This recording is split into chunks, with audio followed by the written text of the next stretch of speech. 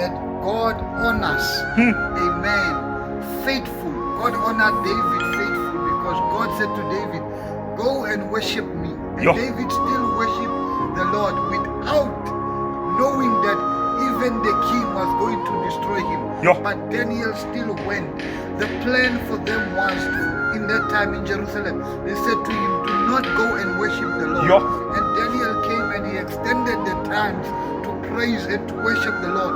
And he opened the windows and he worshiped the Lord. And what happened? At the end of the day, they came, they took Daniel and they said to Daniel, now we're going to throw you in the lion's den. And there was no backup plan for Daniel.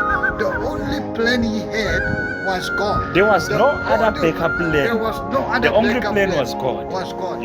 And God showed up. What was supposed to destroy Daniel gave Daniel a powerful testimony of God's power by closing the mouth of the lions.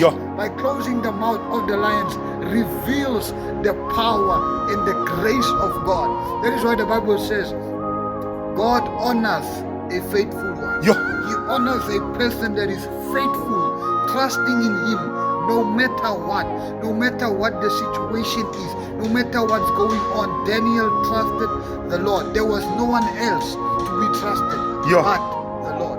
And this morning I want to tell you, do not put your trust in someone else. Do not put your trust in someone. You must understand this morning that breakthrough comes when we honor the Lord.